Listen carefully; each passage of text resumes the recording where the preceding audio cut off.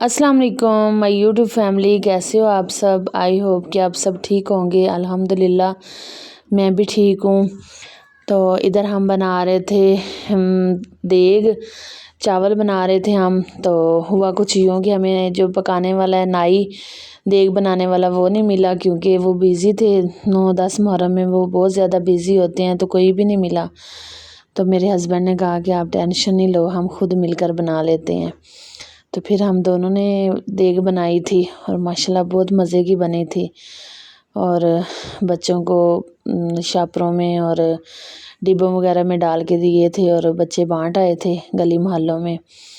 तो बाकी जो बच गए थे, इधर बस्ती है हमारे नज़दीक ही, उधर देने गए थे और उसके बाद गांव चले गए थे, वहाँ दे के आए हैं। तो बच्चे भी बहुत खुश थे।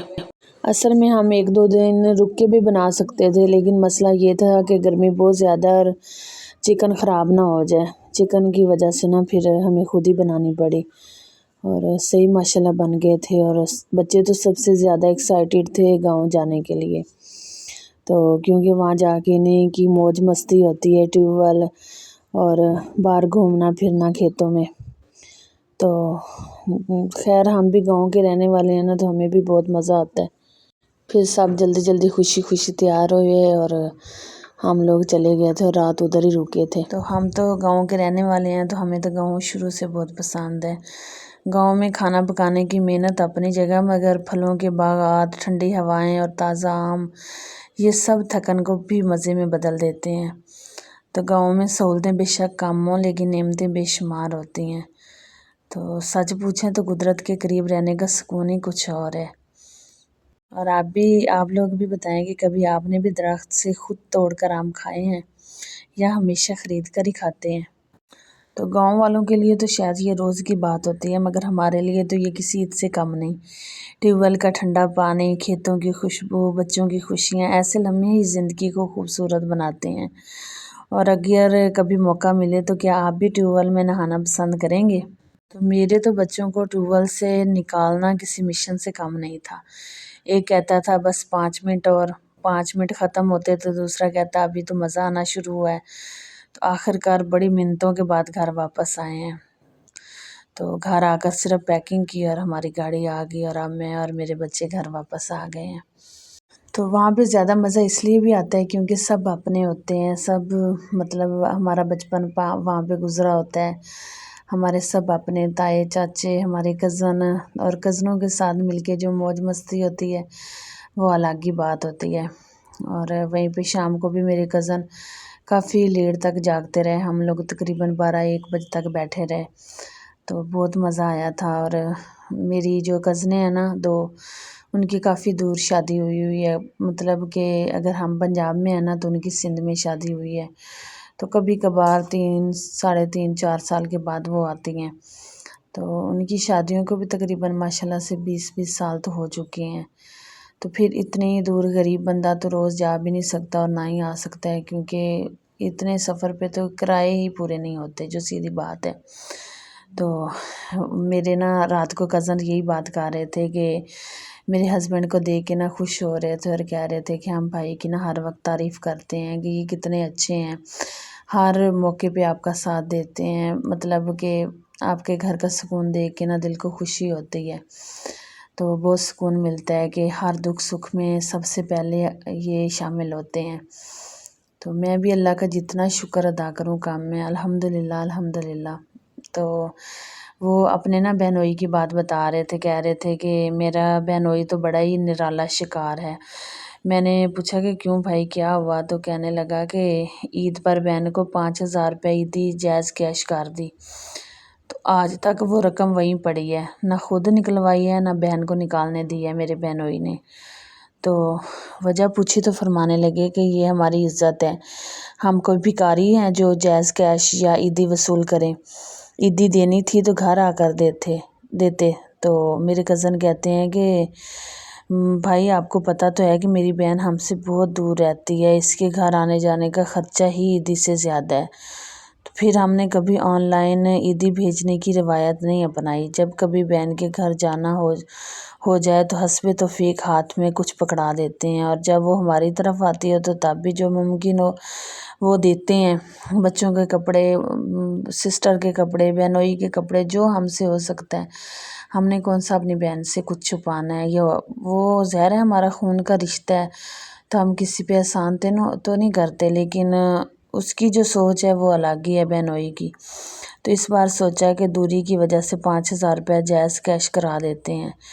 تو ہمیں کیا معلوم تھا کہ یہ 5,000 روپے عیدی کم اور غیرت، عزت، وقار، خودداری اور خاندانی پروٹوکول کا بین الاقوامی مسئلہ زیادہ بن جائے گا۔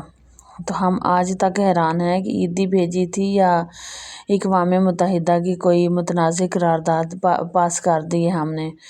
تو بعض لوگوں کے نزدیک منطق، عقل اور حالات کی کوئی حیثیت نہیں ہوتی۔ ان کے نزدیک اصل مسئلہ رقم نہیں بلکہ انا ہوتی ہے۔ کچھ بہنوئی صاحبان کا مزاج بھی بڑا ہی دلچسپ ہوتا ہے۔ اپنے گھر میں ان کی حیثیت اکثر ریموٹ کے ان سیلوں جیسی ہوتی ہے جو صرف نام کے لیے پڑے رہتے ہیں، مگر سسرال میں داخل ہوتے ہی خود کو مغل اعظم سمجھنے لگتے ہیں۔ اپنے گھر میں ٹکے کی عزت نہیں ہوتی، مگر سسرال میں ہر طرح سے عزت چاہتے ہیں۔ اور وہ پتہ نہیں، وہ تو اللہ معاف کرے، وہ خاندان ہی کوئی ایسا ہے کہ جب میری کزن کی شادی ہوئی ہے اس وقت بھی بس اس کی وہ لڑکے کی ایک بہن اور بھائی اور بھابھی دیکھنے آئے، اور بارات پہ بھی وہ بس گنے چنے بندے آئے تھے۔ اور اس کی جو میری کزن کی ساس ہے وہ آج تک رشتہ دیکھنے سے لے کے آج تک، میرے تایا ابو کی ڈیتھ ہوئی ہے، اتنے مسئلے مسائل میں وہ عورت آج تک ہمارے گھر نہیں ادھر آئی۔ وہ حتیٰ کہ اپنے بیٹے کی شادی پہ بھی نہیں آئی۔ تو پتہ نہیں کیسے لوگ ہیں، اتنی انا اس عورت میں ہے، اتنی ہے کہ اسے مطلب جا کے ملو یا بلاؤ تو وہ بولتی نہیں ہے۔ ایسے لگتا ہے کہ جیسا اس کا کوئی تعلق ہی نہیں ہے۔ تو اگر آپ نہیں چاہتے، یا وہ تو ایسے سمجھ رہے ہیں کہ جیسے ہم نے ان کی بیٹی کے ساتھ رشتہ کر کے بہت احسان عظیم کیا ہے۔ بھئی آپ کو نہیں پسند یا آپ نے نہیں کرنا تو آپ انکار کر دیں۔ اتنی اذیت اور ایسے موڈ بنا کے ایسا سب کرنے کا کیا فائدہ ہوتا ہے؟ ان لوگوں کی اپنے گھر میں کوئی حیثیت، کوئی عزت نہیں ہوتی، مگر سسرال میں ہر طرح سے عزت چاہتے ہیں۔ تو بیگم اور اس کے میکے پہ سوار رہتے ہیں، چھوٹی چھوٹی بات کا بتنگڑ بنانے کا ماہر ہوتے ہیں، اور معمولی باتوں پہ روٹھنا، کھچا کھچا رہنا ان کا پسندیدہ مشغلہ ہوتا ہے۔ اگر ادھر آ بھی جائے تو اس کا موڈ سیٹ ہی نہیں ہوتا۔ ان کی ناراضگی موسمی نہیں بلکہ مستقل فصل ہوتی ہے۔ بارش ہو، گرمی ہو، سردی ہو، ان کے ماتھے پر بل اور دل میں شکوے ہر موسم میں ہرے بھرے رہتے ہیں۔ تو اگر عیدی بھیج دو تو مسئلہ نہیں، نہ بھیجو تو پھر بھی مسئلہ، بیوی کو تانے دے کر مار ڈالیں گے۔ تو اگر چائے دیر سے تھوڑی مل جائے تو بےعزتی سمجھیں گے، کھانے میں پسند کا سالن نہ ہو تو بےعزتی، عیدی آن لائن آ جائے تو بےعزتی، کم ہو تو بےعزتی، اگر سلام بھی واٹس ایپ پہ کر دیا جائے تو وہ بھی انہیں اپنی شان کے خلاف محسوس ہوتا ہے۔ گویا عزت کا پیمانہ بھی ایسا ہے جس کا سائز روز بروز ان کے نزدیک بدلتا ہی رہتا ہے۔ تو میرے ہسبینڈ تو الحمدللہ اتنے خوش ہوتے ہیں وہاں جا کے، مطلب گاؤں جا کے اتنے خوش ہوتے ہیں، کھیتوں میں جا کے مٹی کی سوندھی خوشبو دل کو عجیب سا سکون دیتی ہے ان کی، اور ایسا سکون جو لفظ سمجھ میں بیان بھی نہیں کر سکتے ہم۔ تو اللہ ہدایت دے ان سب کو۔ وہ تو کچھ زیادہ ہی مزاج والے ہیں اور عجیب سی طبیعت ہے۔ ہم سب ہنس مکھ اور ایسے، مطلب ہمارے میں یہ عادتیں نہیں تھی، لیکن وہ عجیب ہی ہماری زندگی میں خاندان آیا ہے۔ تو باقی اللہ تعالیٰ میری کزن کی زندگی آسان کرے اور اسے صبر دے، ہم تو یہی کہہ سکتے ہیں۔ تو باقی آپ سب سناؤ، آپ سب کیسے ہو؟ پلیز میرے جو بھی نیو ہیں میرے چینل کو سبسکرائب، لائک اور شیئر ضرور کیجئے۔ مجھے آپ کے سب کی سپورٹ کی بہت ضرورت ہے۔ تو مجھے دعاؤں میں یاد رکھیے۔ ملتے ہیں اگلی ویڈیو میں۔ اللہ حافظ۔